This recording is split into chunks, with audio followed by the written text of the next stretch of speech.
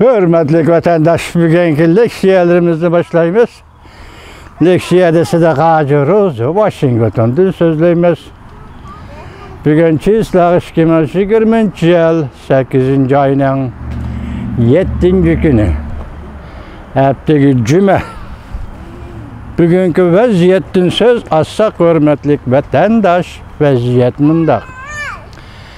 Brego boşun haberde dedi ki hazır Cumhur'un New York'ta turuşluq konsulxanası materyallarını köydürüşke başladı dedi. Şikence biz tünügüllatin sizlerge haber kılıp yetküzgen leksiya kılıp sözlemegen yok. Haber kılıp yetküzgen Amerika Koşmuş Ştatlarının Seyye Mülazimet Ministerliğinin Ministeri Azar Efendi'nin Tayyiben'ne ziyaret kılışı aldığımızdaki Yekşembe yani 9. çislağı belgelendi. Bu doğruda bugün Canfon Şikaşı'nda haber kıldı ki bu ziyaret deptu Amerika Koşmuş Ştatlarının Devlet İşlakatı Mike Pompeo çonkar menağı ige. Tayyiben ziyareti ministerinin çonkar menağı ige deptu.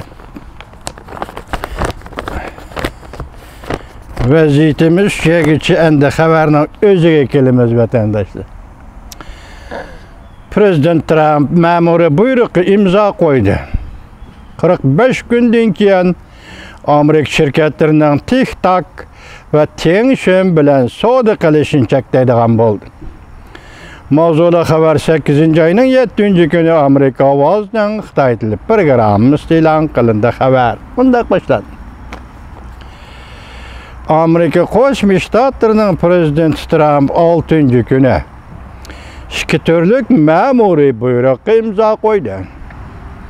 45 gündən keyin Amerika xalqining va shirkatlarining TikTok ve bunun ana şirketi yani Jungo şirketi ZTE'nin ündidar ve onun ana şirketi Tencent bilen barda keldi savdo münasebetlerini üzüdigan bo'ldi.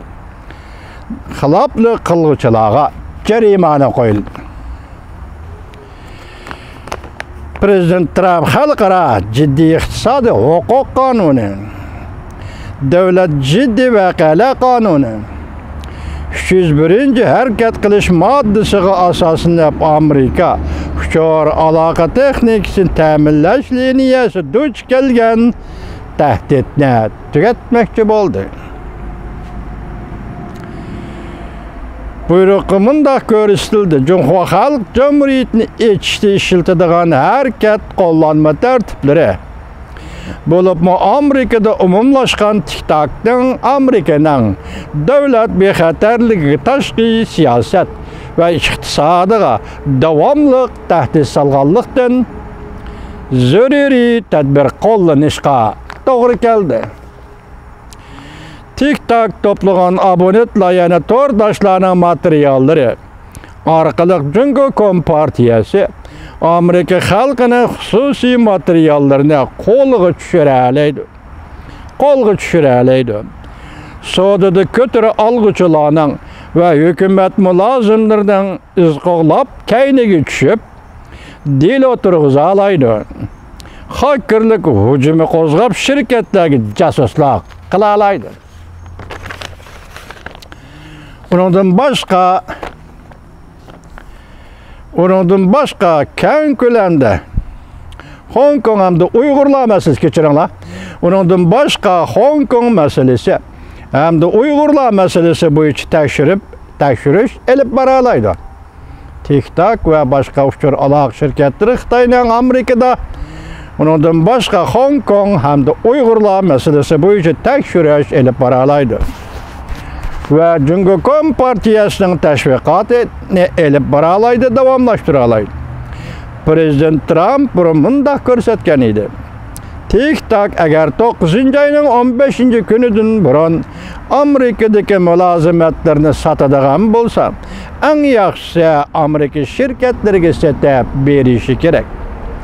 Undaq bo'lmaydi ekan Amerikaning bozoridan qo'g'lab chiqariladi. Aksaray iki türlük buyruk ilan kılıştın burun Amerika Qo'shma Shtatlari Davlat Majlisi Kengash palatasi hükümet uskunalari qatorida TikTok'ni ishlatishni cheklash qonun loyihasi birdek ma'qulladi. Federatsiyalik hükümet mulozimlarining uskunalarini ishlatish qatorida TikTok'ni ishlatishni chekladi. Avam palatasi bu qonun loyihani 7-oyda ma'qullagan edi. Yana bir xabar. Amerika $10 milyon ajratib saylamga qarshi paydo qilguvchilarni cheklaydigan bo'ldi. Bu tahdidning birisi Jungo.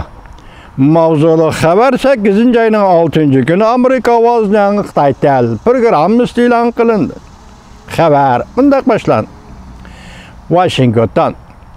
Davlat ishlar kotibi Mike Pompeo 8-oyning 5-kuni bunday ko'rsatdi.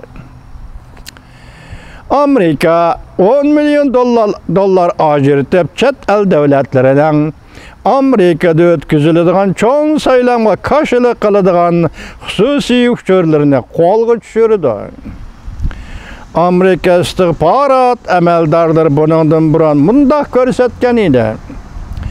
Jungo, Rossiya, Iran qatorliq davlatlar Amerikada o'tkaziladigan cho'ng saylamga tahdid soladi.